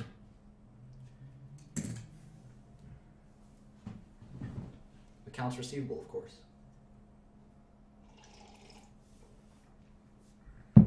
Well, we had outstanding debts from our customers of 10 million.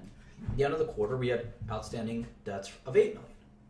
We didn't lose any revenue. We made the same amount of revenue. We generated the same amount of revenue, the same amount of profit. But we got paid an extra $2 million of cash.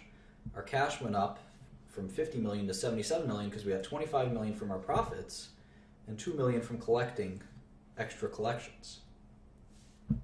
So what about the cash flow statement? This is interesting. Our net income, according to GAAP, was 25 million. We didn't have any depreciation and amortization. We don't have any equipment in our lemonade business. We did have a positive change in our accounts receivable balance of $2 million. That's why our cash flow from operations was actually $27 million. But every quarter is different. Sometimes, in the summer especially, we get more customers who buy on credit. So our sales maybe go up a little bit, our costs go up a little bit, our profit goes up a little bit. But our accounts receivable jumps, let's say, to 18 million. We get all the people in the hood who want to buy it on credit. How much does our cash go up? How much does our cash go up? Who's got it?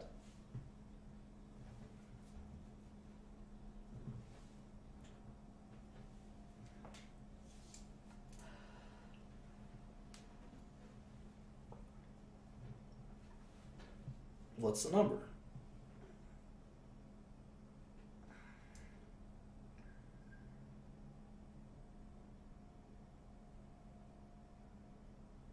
So many different answers. Crazy. Who's got the right number? What's my cash balance at the end of Q2? 97. Wow, you guys are crazy. This is the easiest question. Of course, it's 97. I made $30 million in Q2. At the end of Q1, I had 77. So that's 107 right there. But my accounts receivable grew by 10 million, so I must have not gotten paid 10 of that 30 million. That's going to be 97. Pretty easy. How about the cash flow statement? Cash flow statement is going to have net income, again, of 30 million this time. No depreciation. My accounts receivable is negative 10 million. This is the change to accounts receivable. The accounts receivable delta, change to accounts receivable. You can see it went, instead of going down by 2 million, it went up by 10 million. So my cash flow from operations is 20 million. What do you think the more accurate representation of my operations is? The cash flow statement or the income statement?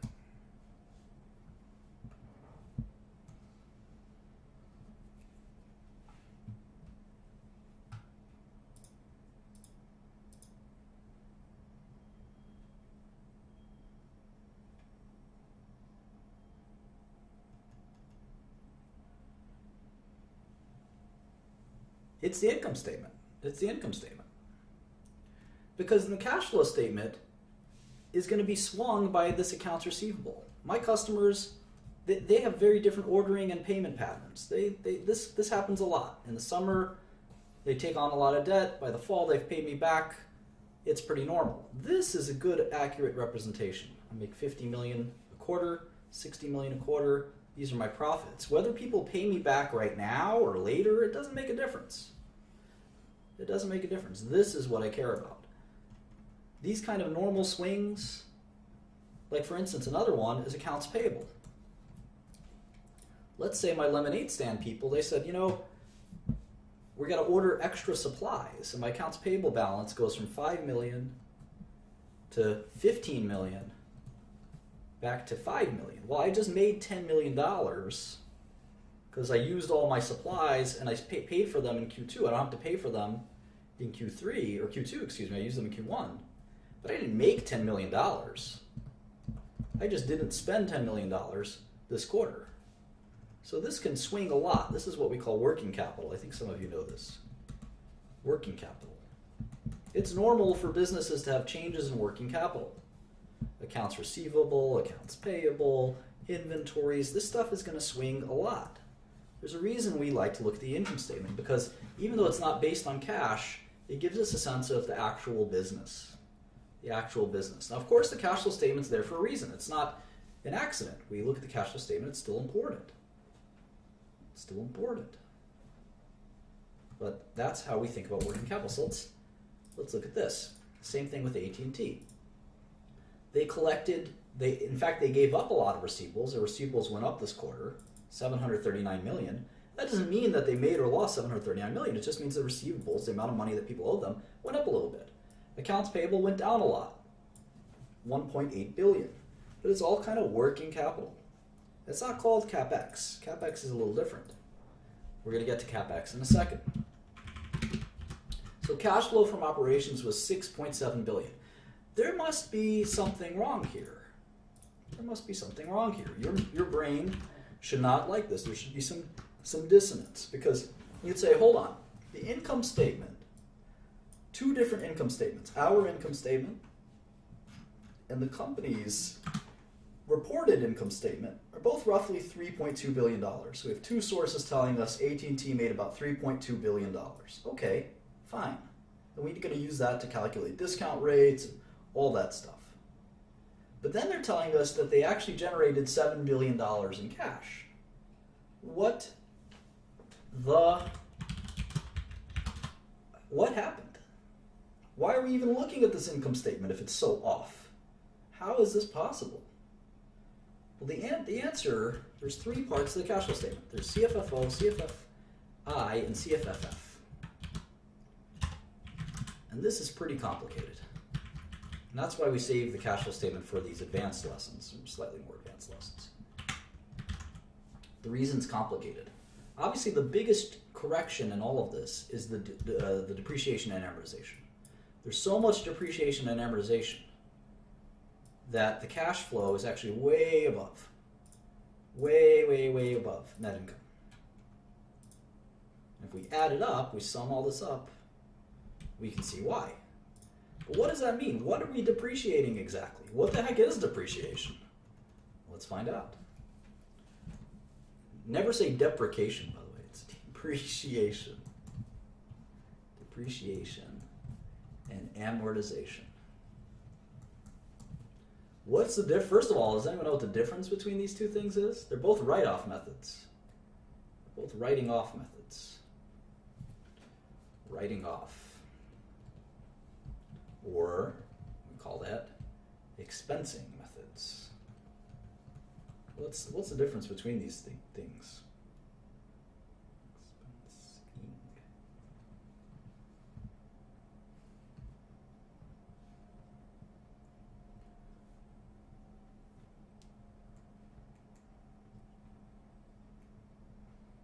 A lot of different answers.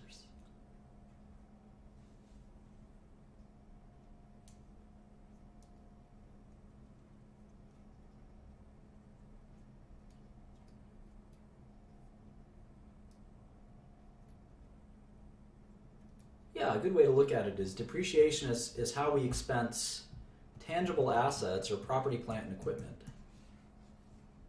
And amortization is how we expense intangibles. That's a good way to think of it.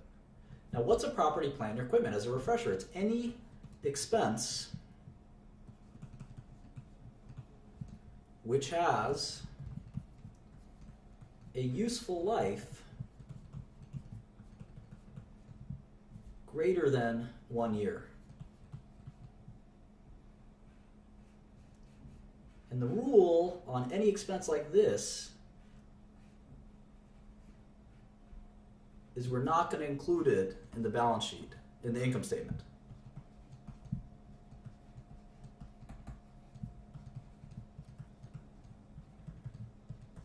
And this is going to confuse the crap out of you. Let me explain why. Let's go back to my company. It's not only a lemonade stand. We also do various things. We dance on the subway. What do they call that? Showtime. What other things do we do in Brooklyn? Lemonade stand, Showtime, and we merged with the Showtime company. These are the subway dancers. Now we're a conglomerate. So here's our revenue. Q1, Q2, Q3, Q4. And we make Brooklyn bagels. There we go. Brooklyn bagels. All right, so our revenue, 30 million, 30 million, 30 million, 30 million. Costs, 15, 16, a little fluctuation.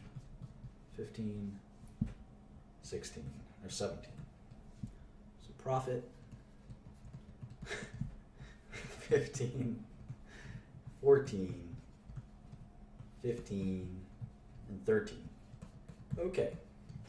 Now what if I had to buy a lemonade factory to make my lemonade? And I did that in Q2. And that lemonade factory cost me $50 million.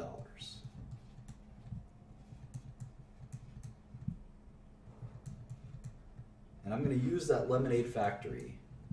Let's call it the lemonade factory. I'm going to use that lemonade factory for the next 10 years.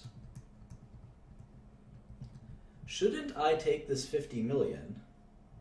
Shouldn't I take this 50 million and add it to these costs so it's 66 million instead of 16? And then my net profit is actually negative 36 million.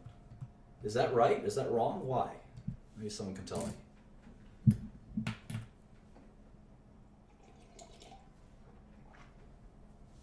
Oh, we got some smarties here. That's right, I should not do that because it doesn't really reflect accurately my operations. It does not reflect accurately my operations. I have to take this 50 million and expense it over time. Expense it or depreciate it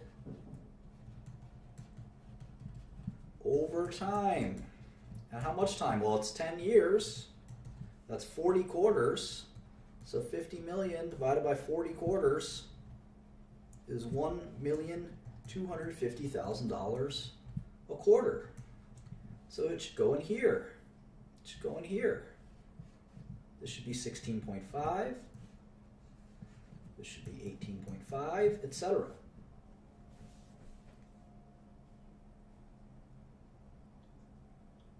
$10 years, $5 million a year, exactly. But what about my cash flow? Aren't I overstating? I'm overstating my cash flow in this quarter, and I'm understating it every quarter from here on out. I'm massive overstating it here, right? Because I'm not making 14 million this quarter, I'm losing 36 million. But then every quarter from here, there's a slight understatement. You might say, well, why is this? Why am I looking at this sort of manipulated income statement that doesn't tell me the truth? Well, it's a little bit of both. It's a little bit of both. I've got a statement that kind of tells me what my operating business looks like. Then I got the cash flow statement that's going to tell me, cash, it's going to say net income. What was my net income in Q2? 14 million. What was my depreciation and amortization? 0, because I bought on the last day of the quarter. What was my CapEx? Capital expenditures on property, plant, and equipment. 50 million. Negative 50 million. So my cash flow from operations was actually 14 million. Cash flow from operations, assuming all my working capital, my accounts receivables, my inventories, those all balanced out. But my CapEx, my cash flow from investing, sort of an investment, that plant, was negative 50 million. Or is that? And the cash flow from financing, let's say, was 0 million. So my total cash flow was negative 36 million.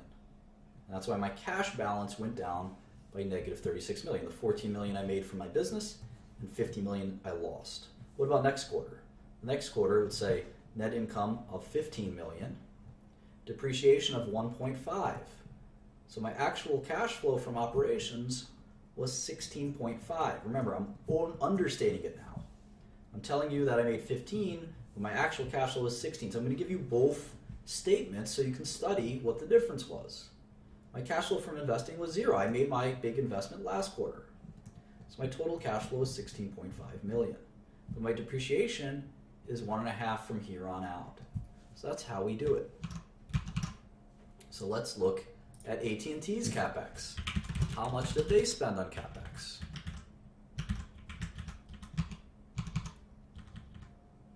$3 billion, 3,848. So when you take cash flow from operations and you subtract it from CapEx, we have a word for that. Does anyone know what it is?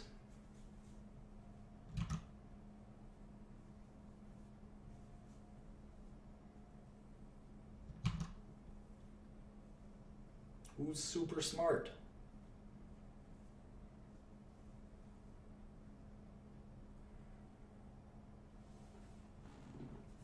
Free cash flow, correct. My people. Looks like they have this interest during construction. I'm going to include that. Let me hit you with that too.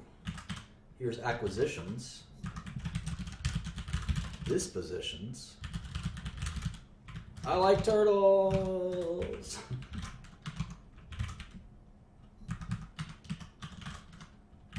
And what's this? Dispositions. That's plus 8. And sale of securities.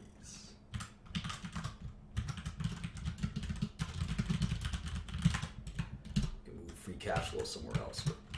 Cash flow from investments.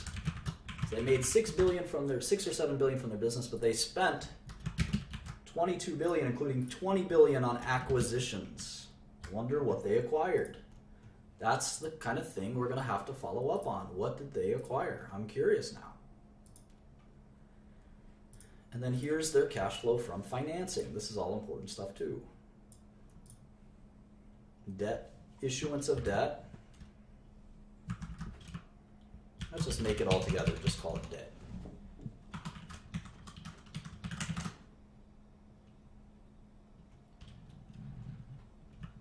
Treasury stock. Dividends paid. They paid a dividend. And other. I wonder what other is. Maybe a buyback? It's bizarre, huh? That's another just extra $3 billion. Don't worry about it. I never like to see that. What is it? Take your word for it. So here's cash flow.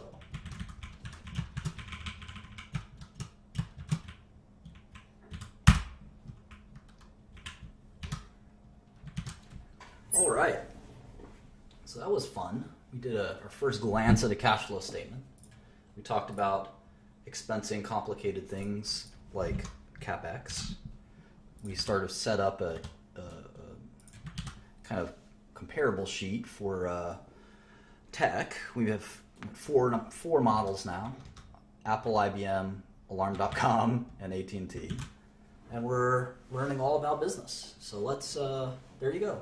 Nextel Mexico and Lucicell. So that's an even 2 hours. I'm going to go do some other things. I hope you enjoyed it. We'll continue on this vein, looking through the tech industry to learn something about investing and finance. So I hope you had fun. Talk to you guys soon. Bye.